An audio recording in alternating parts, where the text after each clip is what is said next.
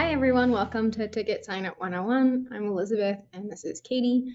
Couple of housekeeping notes before we get started. This webinar is being recorded, so if you have to leave, we'll send out a recording within 24 to 48 hours. And then you can also leave questions using the chat in the GoToWebinar panel at the top. So if you have any questions during the presentation, go ahead and add those there. And if one of us is able to, we'll answer it or we'll get to them at the end.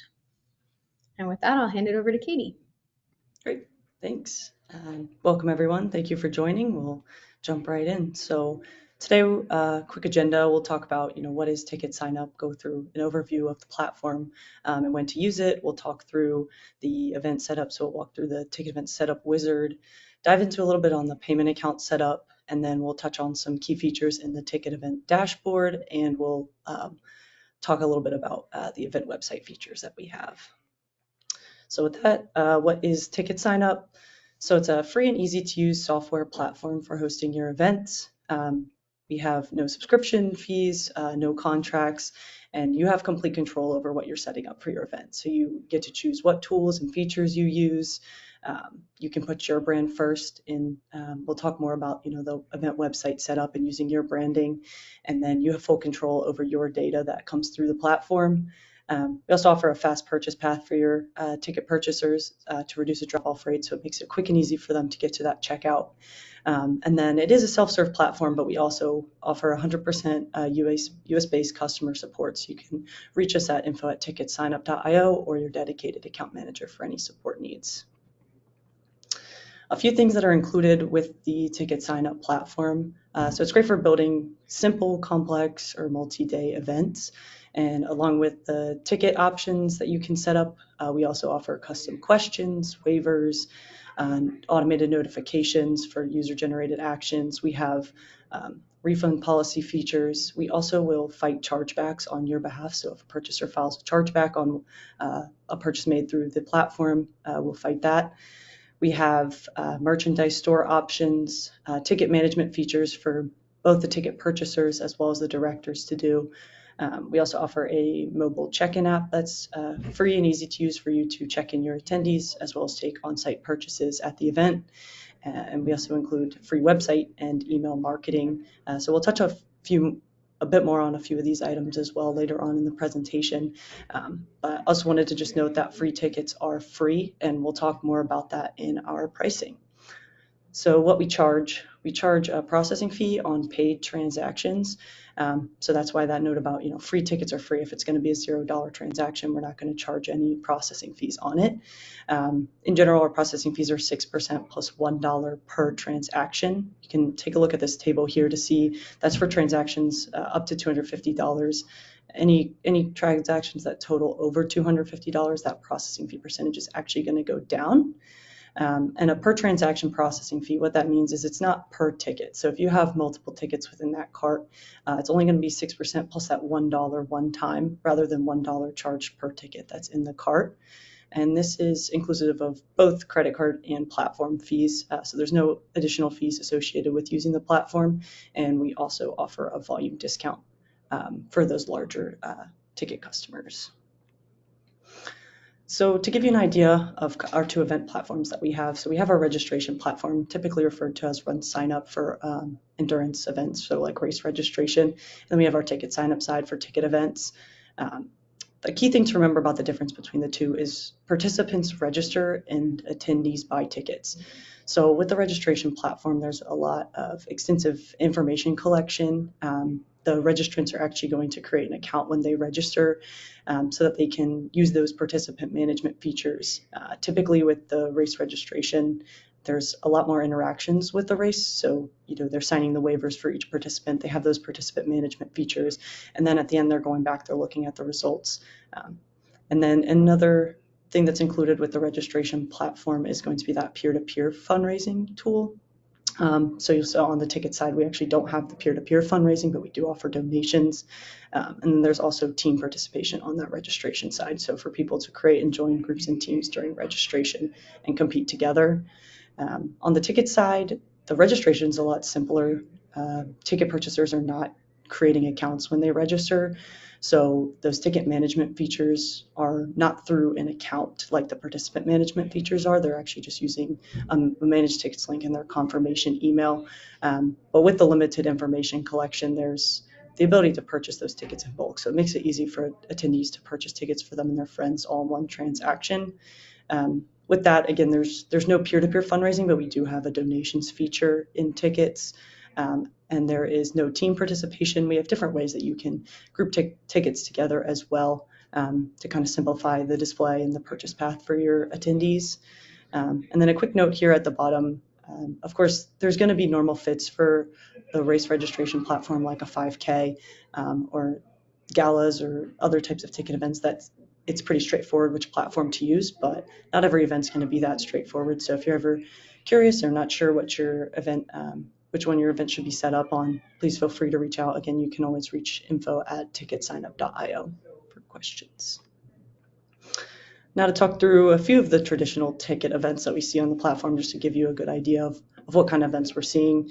A lot of festivals and music concerts, golf tournaments, galas, luncheons, and dinners. We also have a lot of holiday events, so like holiday light shows, Halloween events, corn mazes, cornhole tournaments, wine tasting, and conventions as well. In addition to those common events that you see on TicketSignup, we have a few out-of-the-box events that we see, so different creative ways of our customers using our platform. We have quite a few voting contests on there, so instead of a purchaser purchasing tickets to an event, they're actually purchasing a vote for something. So we've had like pet voting contests, Christmas tree decorating contests, so anything like that. We've also seen scavenger hunts, oyster roasts and seafood broils, fashion shows, barbecue festivals, monster truck festivals, rodeos. So a wide variety of events on that TicketSignup platform. And then within the TicketSignup platform, we kind of have two sides, two different wizards with the setup for ticket events. So we have our simple ticket events, and then we have our MTE timed entry events. The difference between the two, the simple ticket events are typically set up for events with just one or limited days with just a few simple ticket options. So you see that example, spectator tickets for track meet, you may have an adult and a child ticket, just those two simple ticket options for a one-day or a multi-day track meet. We have ways to group the tickets together, which we'll touch on a little bit later. So you may have, multi-day festivals that have a general admission and a VIP ticket for each day. And those are the types of events that you'll see set up on that simple ticket event wizard. The MTE wizard is typically used for multi-day events that you're selecting a time slot. So everything is calendar driven on the MTE side. All of the reporting, the ticket purchase path is driven in a calendar view. So when someone is purchasing a ticket, it's all focused on the date and the time of that ticket purchase. And the setup makes it really easy to set up multi-day events with multiple time slots within each day. So this webinar is going to be covering the simple ticket event wizard. We will have a MTE timed entry webinar coming up next Thursday, April 3rd at 2 p.m. So if you want to tune in and learn more about that functionality, definitely recommend registering for that webinar. And then, of course, again, if you're not sure which of these platforms is best for your event, feel free to email us at info@ticketsignup.io. All right, and then Elizabeth's going to jump into the event setup. All right. So to create a ticket event, there's a couple different places you can start. So if you don't already have a profile with us, you would go to our website, info.ticketsignup.io or just ticketsignup.io and click on the Create Your Event in the upper right corner. When you do that, it'll prompt you to create a login if you don't have one. If you already have a login, but it's for RunSignup, that will work on TicketSignup. It's all the same platform. So you can use that RunSignup login. If you signed up for a race like 5 years ago, you can still use that same login if you still have it. The other way, if you do have a login already, or if you already have ticket events with us, is you can use the My Ticket Events in your profile. So you can click on the profile icon or go to ticketsignup.io/profile and click on My Ticket Events and then create a new ticket event from that page. This will always be a simple ticket event. There's a different link for the timed entry events that we'll talk about in that other webinar. So the step one is the basic info step. This is where you're just going to fill out the basics about your event. So the name of the event, the date, This can be a range of dates, the event type, and then the event description. Still step one at the bottom of the page is some more basic info. So contact information for the event, that's the email that anybody who used the contact form on the page would reach you at. So if you have a general info at email, that's usually the best one to use. And then the event location, so you can put a little location description if it's like the name of a park or the name of a building, and then the address and the time zone of the event. At the very bottom of that page, you can select if you want your event to be visible right away. Most of the time, you set it in draft or private mode at first. So draft mode would make it not visible to anyone unless they're a director. Private mode prevents it from being cataloged, but you can still find it if you have the link to it. So you can send it to people for testing. And then public is fully public. We'll start posting it on our internal lists and everything like that so people can find your event on Google. And then the event URL identifier will auto-populate based on the name of the event, but you can change it here too. You can also enable donations on step one if you want to. Everything on this step you can come back to later. So if you're not sure if you're going to take donations through your event page, you can always come back to this in the dashboard. But if you do know you want to, you can hit yes, and then it'll expand some more fields where you can put a goal, description, a donation logo if you have one already, and then some donation levels will get auto-populated for you. And then at the very bottom, right before you click continue, you'll see event history where you can just fill out some basic info questions about your event. That's more for us to know. It doesn't matter if you're precise. You can even lie. We won't know. But it just gives us an idea of like how large your event is so we can support you best. You can put last year's event URL, especially if you use a different platform. Sometimes that's helpful for our support team to know like what you're used to. And then you just sign off on our event contract there by clicking the box. Step two is where you create your tickets. So most of the time when you're going through here, you can create all of your tickets on this step. If you know that you're going to need ticket groups, which is a way to categorize your tickets and create like subgroups, if you have many tickets, for example, or if you have multiple times or dates or anything like that, you may not want to set up your tickets here in detail because you're just going to go into the dashboard and turn on ticket groups. So if you know that ahead of time, you might want to just create one here and then proceed through the wizard. But if you have a fairly simple event where you just have one or two ticket types, definitely create them here. Put in the purchase opens date. This is not the date of the event. This is the date that you want to start selling tickets. And then the purchase ends date should always be the date of your event because that's when you want to stop selling tickets most of the time, unless your event sells out. And then the ticket price. You can also build out your purchase periods here if you have price increases, or you can do that later in the dashboard. And then you can also add or change your waiver here. So if you have your own waiver you want to use rather than ours, you can replace the text here, but you can also add up to 2 more waivers when you get to the dashboard. So if you're trying to add additional ones, I would just wait until you get through the wizard. Step 3 is a new step that actually we added a couple of months ago, where you can design a little bit of your website ahead of getting out of the wizard. So you'll be able to select from our default banners, and you'll see some changes to these in the next few months. So if you don't like them now, you might see some better ones soon.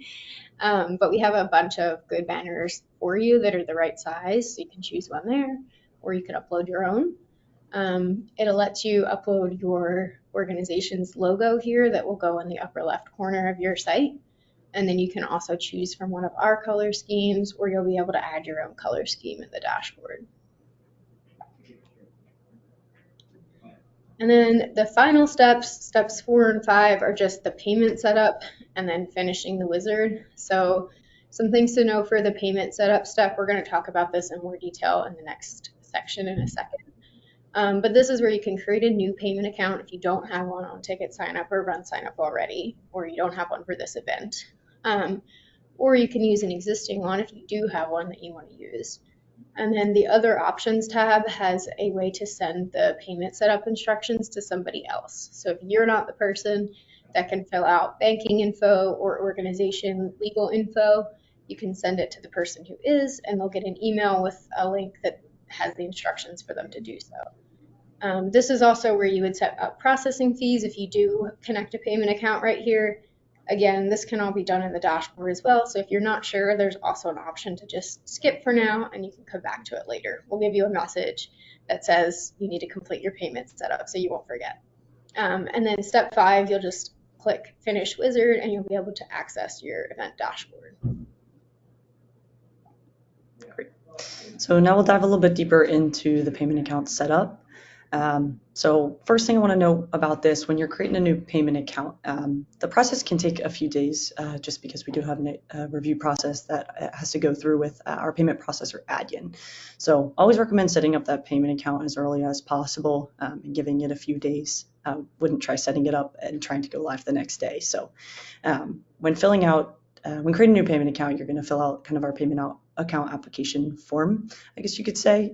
So we're going to need the legal entity information. The first thing you're going to be selecting is what legal entity are we paying out to? So, is it going to be a business? Is it an individual's account? Is it a nonprofit? And then once you've selected that, you'll enter that legal entity information. The name of the legal entity, will need contact information for that entity, and we're going to need the tax ID. And then we'll need a control person that's on that account. So a control person is going to be someone with fiscal authority within that entity, someone who can make financial decisions within it. And we'll need the personal information of the control person to verify that account. We're also going to need, there's going to be an info about you section for the person that's actually setting up the payment account or who's going to be the main payment account owner. We'll need their information as well. And then there's 2 options for the payments. You can choose to do direct deposit or check. With a check payment, you're just choosing who we're writing out the checks to and then where we're mailing them. With the check payments, there is going to be a $10 per check fee. So that's just something to consider with as an additional price point there. And then with direct deposit, there's going to be no additional fees for direct deposit, but you will have to enter your banking information. So, that name on bank account, the account number, the routing number, and then we'll talk through the verification process for that. So once you have submitted your payment account, you filled out all of those fields and then submitted it for review. It goes through a review process with our payment processor, Adyen. If you're setting up a direct deposit account, Adyen uses a bank matching program called Nacha, and if the bank that you're using for the payment account does not participate in this bank matching program, Adyen's not going to be able to verify that information automatically. So the account's going to kick back and say that you need to upload a document to verify that information. So the accepted documents that we take are voided check, a bank statement, a letter from the bank, or a screenshot of the online banking environment. So I'll give you a little bit more information about each of these options. With the bank statement, one thing to know, we're really only looking at the first page. So you want to make sure all of this information is on the first page. If you upload multiple pages, it's okay, but we're only going to be looking at that first, or Adyen's only going to be looking at that first page. So just make sure that it's dated within the last 2 months and that information is on that page. We'll need the full account name, and this must match the legal entity or the DBA or name on bank account that you've input into RunSignup. And then we'll need the account number as well as the bank name and the logo on that document. For voided checks, this needs to be a blank voided check with the word void written across it. Again, it must have that full account name that matches the legal entity or the DBA. We need the full account number and the full routing number on that check. It can't be a starter check, and all of this information has to be actually printed on the check.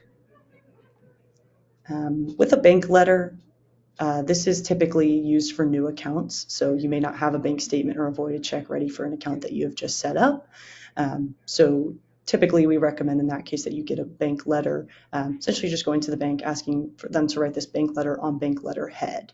Again, it must include the full account name, the account number, and the routing number. As I mentioned, it has to be on bank letterhead with that bank logo. And then we recommend that the date be within 1 month, but it has to have a date on it. And then the most important part that our payment processor looks for with all of this is that there's also an employee signature on that as well. The last option is an online banking screenshot. I don't typically recommend this option just because it can be really hard to get all of the needed information in one screenshot. So we see a lot of customers try this and they're just not able to get what's needed. But if you are able to get it in one screenshot, you can definitely upload this as a bank verification option. But it needs to include the bank name, logo, full account name, the account number and the routing number and the date as well. Once you've uploaded that document for verification, it will complete the review by our payment processor admin, and then it's going to go into this pending completion by RunSignup. So our risk team will do a quick manual review of the account and make sure all the information matches. If they're not able to match the tax ID or the EIN and the legal entity, they may reach out and request an IRS letter. So that will come from a member of our finance team reaching out to you directly for that information. And then once all of that is approved, you'll get a payment account approval email and typically be introduced to your account manager after that, or the RunSignup, or the TicketSignup support team. Some common payment setup mistakes that we see with the documents is just an unclear document. So a lot of ripped or stained images, taking selfies with the document because it typically makes the document show up blurry. We need it on a flat surface with no parts of the image or the document being cut off. Anything that's old. So we talked about how some of these documents need to be within a specific time range. It can't be a year-old bank statement that's going to go through. Used checks. So again, it must be a blank check with the word void written across it. You can't have the check filled out.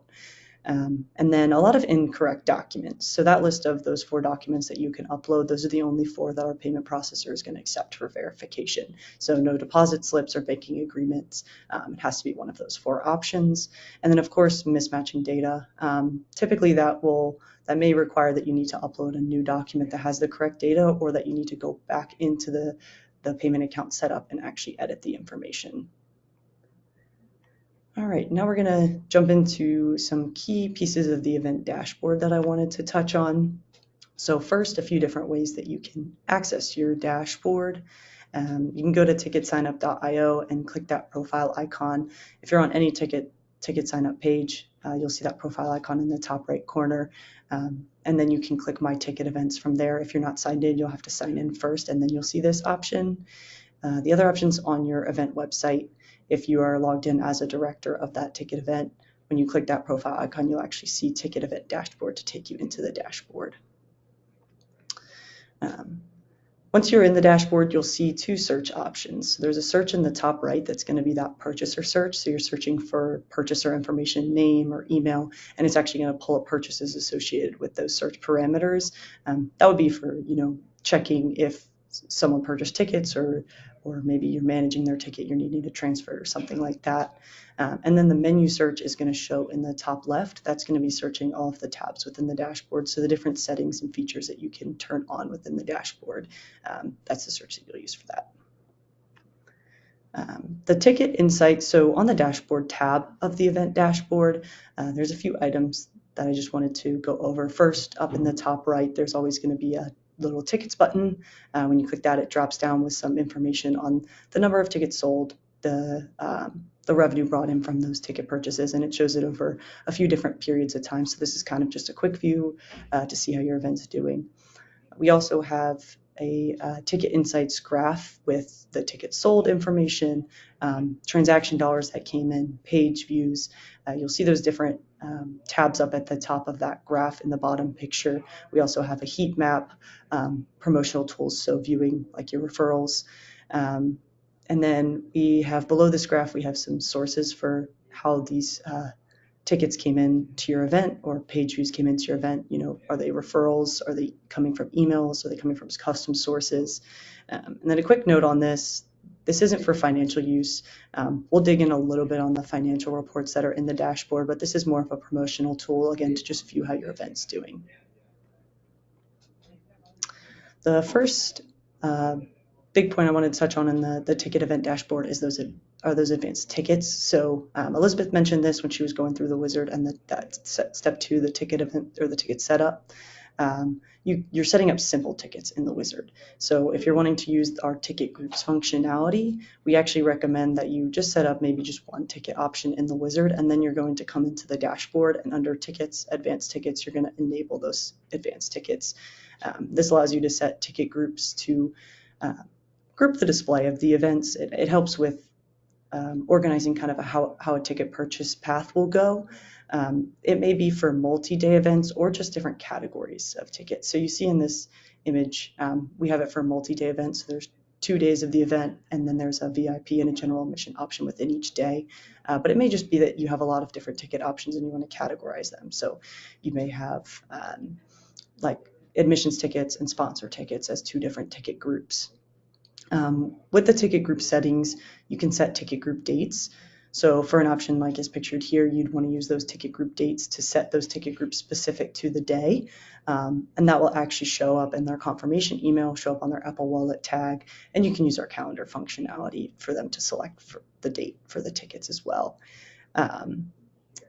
Again, the different ticket groups are going to show as the tiles on the home page. So it's kind of just a way to organize how your purchasers are looking at the tickets, and then they'll select their ticket group first, and then they'll select their ticket level from there.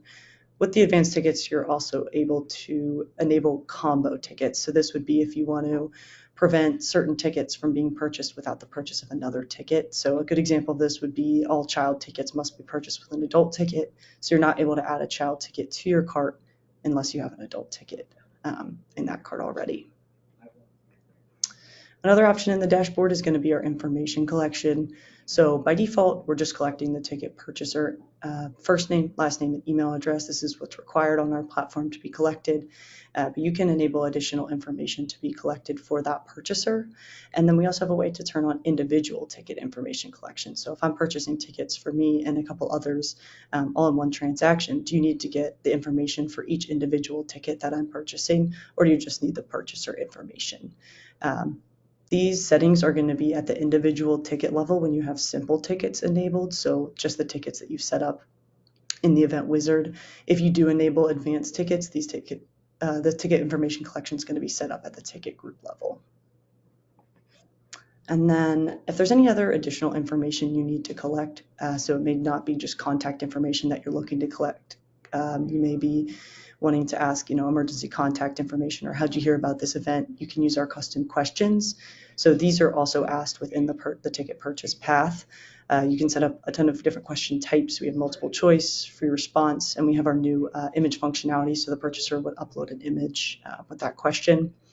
And with the free response option, we do have validation options. So again, if you're asking emergency contact information, you may need a phone number and you want it to be a valid phone number format, you can set that. These can be asked per ticket or per purchase. So again, if I'm purchasing tickets for me and multiple others in my group, am I going to answer this question for each person, or is it just going to be once for the purchase? You can make them required or optional, and then you can limit them to specific tickets. If you want to offer discounts to certain individuals or specific groups, for example, this might be sponsor tickets, you can set up coupon codes. So I input, the name of the code, the discount type. Is it going to be a percentage off? Is it going to be a dollar amount? And then is it going to be per ticket, or is it going to be an overall discount? Then you can set eligibility dates. So if it's going to be like a short-term promotion, you may set it to start and expire during a certain period. But if it's going to be open throughout the entire purchase period, you may just set it to start and never close until that purchase period closes. You can define what can be discounted, so any limitations, whether it just applies to ticket costs, store fees, you can limit it to specific ticket levels or ticket groups. And then you can set up restrictions on how many times that coupon can be used, how many tickets it can be used on, or if there needs to be a cart total, a certain level of cart total before that discount can be used. Elizabeth touched on enabling donations in the wizard. If you didn't enable it in the wizard, or you wanted to go back and edit those settings, you can do so in the dashboard. So similar to the options in the wizard, you can customize the logo and the description, add donation levels, or edit those default donation levels. We also have attribution settings. So if you want to allow your donors to make a donation and select that it's going to be on behalf of someone else, we have a checkout add-on option within the dashboard as well. So this would be, you'll see the donation page within the ticket purchase path by default, but if you want to add an add-on at checkout, it's typically going to be a smaller amount, $1, $3, or $5, and it just asks them right before they check out, do you want to add an additional donation in addition to your ticket purchase? So kind of a last resort or last push for them to add a donation within that purchase path. And then we do have the option to add tax deductible info, so that would be included in their confirmation email when they make the donation. Another great way to collect additional funds for your organization or your event would be set up a store. So we can set up store items as add-ons within the purchase path or standalone store items. So it creates a standalone store page on your website. You'll just enter the basic information about the item, the name, the price, availability dates, and then product availability, which is what I mentioned before. You can make them add-ons or standalone store items or a combination of both. And then if they are available as add-ons or in that ticket purchase path, you can limit them to specific tickets. We have the ability to set up variants. So that would be if your purchasers have different options to select from for that item. So in the example that you see, the size is a variant. So they're selecting between the different sizes available. Once you've completed the initial setup of the store item, you can always go back and edit, but there's also additional options for you to set up. So display options is one of them, adding an image or a description for that item. You can set quantities, so kind of like an initial inventory, how many of these items are available. You can set quantities per variant as well and per transaction. And then we offer a ticket bundle capability with store items. So certain tickets may include certain store items. So an example of this would be like going to a festival. You may get one free beer ticket when you purchase a ticket to a festival.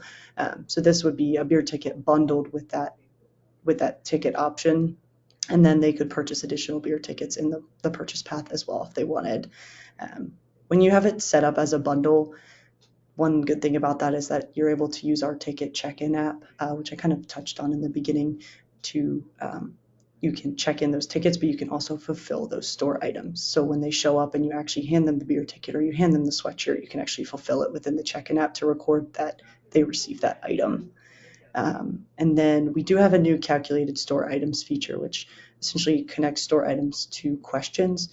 So you're assigning a store item price to a question response, and then you can ask additional questions along with that. So it may be a store item that the purchaser is able to customize, say a jersey or a t-shirt that they can put their name on the back. So they purchase the item and then they're asked, what customization do you want to make to that? And they can type in an answer.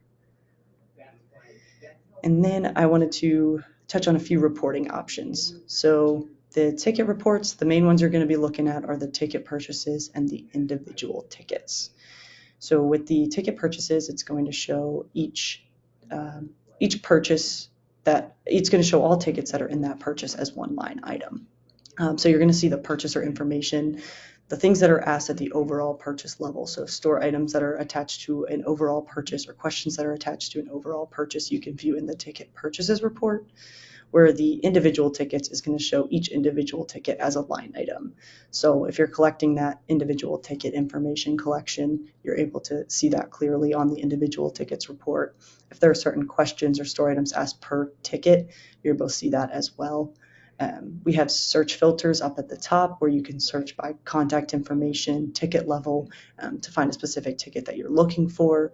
You can click edit columns to adjust the columns that you want showing in the report. So we have a few default columns that show, and that's what's in the screenshot here. But if you wanted to show custom questions or store items or anything else associated with the ticket purchase, you could choose to do that. We also have the option to create saved reports. So with this, you would click create saved report, the create saved report button up at the top of the report. You can customize what search fields you want within that report, the specific columns you want to show with those search parameters, and then you can customize the columns. So you can set different column headers, organize the columns in the way that you want, and then you can save the report, and you can always go back and view that or saved report up in the saved reports tab in the purchase report. And then I just wanted to make a note about the summary reports that we have as well. So this is another tab within the dashboard where you can quickly view any reports that you're looking for. So you see that they have a number of reports on this. Some of them are some of the reports that we've touched on, but you may want to jump into like store purchases or question response reports. So this is kind of a hub of the reports that you can jump out to any of the other reports within the dashboard. And then financial reports.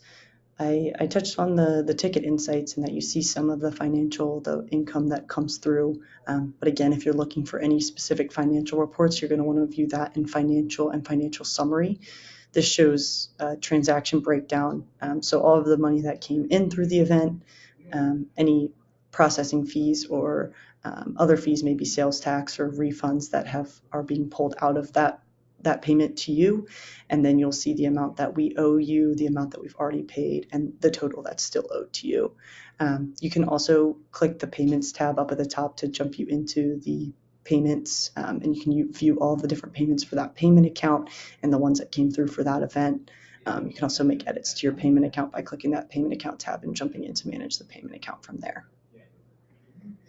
All right, last thing is going to be just talking through the event website. So with a ticket event, when you set it up in the wizard, you're automatically going to have that ticket event website created for you. It's going to come with some basic content, and these screenshots are showing the basic content after walking through the ticket event wizard.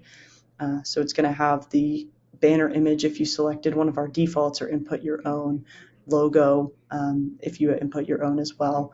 You'll have the different ticket options, the event description, a contact form that's going to go to that event contact email address that you input on step 1 of the wizard, as well as the event location. You can make a ton of additional adjustments to this site, really brand it as your own by using some of the features that we'll talk about here in a minute. But there's a way, you showcase your brand, add unlimited content, really make that site look professional. The first thing to look at will be the event theme. So under website and event theme, there's going to be ways to edit the color scheme. So the color scheme, logo, and banner image, I know those were touched on in the wizard as well, because you can select some of our custom options or add your own, but you can actually dive into the color scheme a bit further in the dashboard.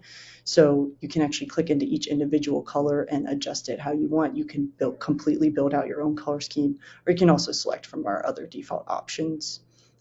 You can also add or edit the logo and the banner image that you may have already added in the wizard.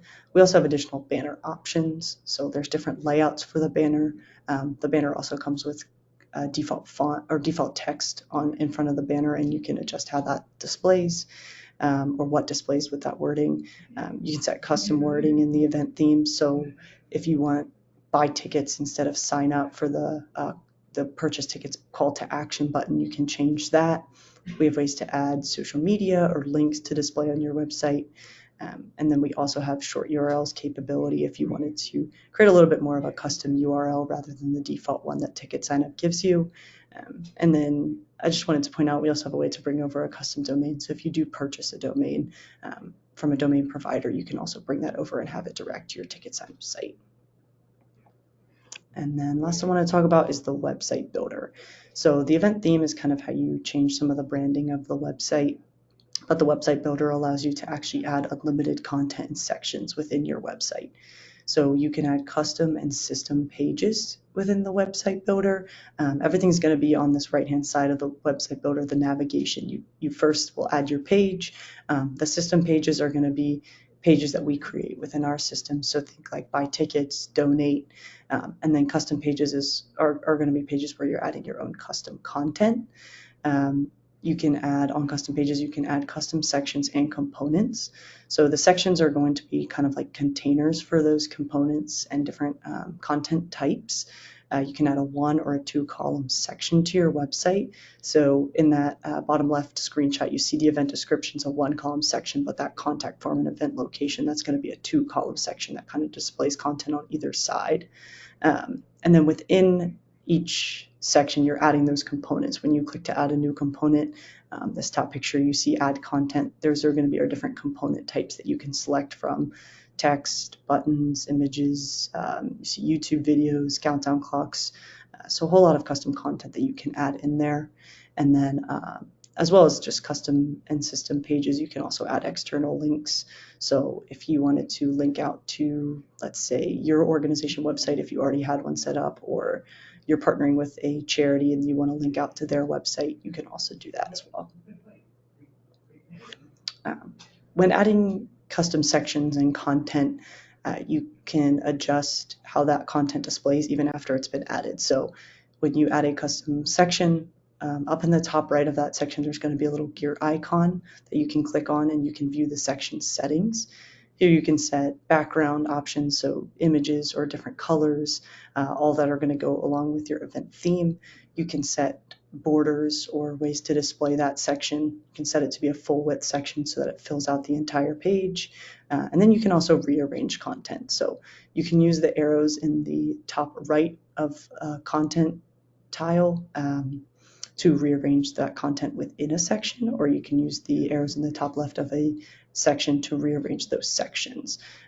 So it makes it really easy to set up a website, save it, view it, and then you can say, oh, I want to rearrange these sections. I'm going to come back into the website builder and I'm going to move it around or change how the section settings display. So it really gives you a lot of flexibility to build out your website and customize it to your best capabilities. So those are the main points that we wanted to touch on today. There's so much more that you can dive into in our platform. A few things that I had mentioned earlier on that come with TicketSignup as well. But we also offer free email. You have unlimited contacts, unlimited sends. We have marketing tools. You can use our referral rewards program to have your attendees actually market your event for you, a photos platform to allow attendees or the directors to upload photos and display them on the website. We also offer QR codes for ticket purchases, as well as the ticket check-in app to check in attendees and offer that on-site purchases as well. So I encourage you to check out our knowledge base. We have a ton of blogs, webinars, events, case studies, sport articles that you can dive into about all of our different tools and features. And then once again, just wanted to let you all know that we're going to have an MTE 101 webinar next Thursday at 2 p.m. So definitely tune into that if you want to learn more about our calendar-driven MTE features. So that webinar will kind of go through similar overview of ticket sign up, but then it's going to talk through, when to use the MTE feature versus the simple tickets feature, talk through the MTE setup and the calendar driven reports and tickets. And then they'll also touch on email and websites and so much more. So definitely tune into that if you're interested in learning more. All right. And that's all we have today. Is there any questions I can go through? Yeah, a couple. One that just came in is there the ability to add a seating chart and have people choose seats? Yeah, so we have a few different ways that we see events add seating charts. You could add, a lot of events will add the seating chart as an image to their website. So, you're using that website builder, adding the image to display what your seating is looking like at the event. And then we have different ways to allow your purchasers to select their seat. So you may add we've seen each seat as a different ticket level. We've seen, custom questions to allow people to select where they want to sit. Or you may just ask people, where would you prefer to sit, and then build the seating chart outside of that. With building the seating chart for the event, so like if the director is going to be doing it, instead of allowing the purchasers to select it, we have internal custom questions. So you could assign those on the back end in the dashboard. You can also edit those at check-in to kind of give a specific location or assign a seat for someone, and in the check-in app as well. So Yeah, it's not like a seating chart feature, but there's some workarounds depending on how detailed your event needs it to be. Let's see. Do attendees need to download an app to check in at the event? Attendees do not need to download the app. So the check-in app is going to be used for your staff or the directors that are going to be checking people in. It's a free app. But each staff member that's going to be handling check-in is going to want to have a device that has the Tickets app downloaded on it. Then when the attendee comes up, they'll just have their ticket purchase QR code that they receive in their confirmation email, or they'll let you know the name on the ticket or the purchase. And then the staff member that has the app downloaded on their device will either scan the QR code or type in the name on the purchase, and then they can check them in from there. Does TicketSignup have integration capabilities? Yes. So it depends on what you're trying to integrate with, or what the purpose of the integration is. So, if we're looking for sort of marketing integrations, we have ways to enter like a Google Analytics Pixel ID so that you're pulling that information into Google Analytics. We have a Zapier integration so that you can use Zapier to pull that data from TicketSignup into different apps. And we also have an open API, so you can build those integrations yourself. But again, it's going to kind of depend on what integrations you're looking for in particular. Yeah, there's a page on our website called integrations. So depending on what you're looking for, you might be able to find that there. Let's see. Someone asked about they want to set up a ticket event and a race, and if there's a way to get those to talk to each other. Generally for that, we recommend just linking between them, but it depends on the type of event. Sometimes if one part, the race or the event, is like the main part, that advice might change. So it just kind of depends on the nature of the event. But generally, if you have a race, you're going to need to set that up on RunSignup, and then you can always link to a ticket event if you're also selling tickets for like that. Right. Yeah, they won't share reports necessarily if they're set up one as a ticket event, one as a race, but you can set them up under the same director account and use the same payment account. And like Elizabeth said, just link them on the websites. Someone asked about uploading images from Canva and videos for events. Yep. So, and we actually have a blog post on kind of recommendations on, building images and content off of Canva and then uploading it to our site. But any images that you're saving from Canva, you can upload them using the different components in our website builder. So you saw we have an image component within our website builder that you can add. You can also add images like into the actual text boxes within, if you wanted to do that as well within the website builder. With videos, typically we recommend using a YouTube video, so you can use that YouTube video component. You just paste the YouTube video ID in there, and then it will integrate it into our site or into your website. One more, someone asked to kind of clarify the pricing. Is it a 6% fee for each ticket and then $1 one time? Is it per ticket or per transaction? Can you explain the pricing again? Yeah, so it's 6% plus $1 for the overall transaction. So all the pricing is going to be per transaction, no matter how many tickets are in the cart. Any paid cart so from 1 cent to $249.99, it's going to be 6% plus $1. And none of those fees are going to increase per ticket if there's more tickets within the cart. Yep. And actually the fee would go down once you get above $250 if the transaction is larger than that. Yep.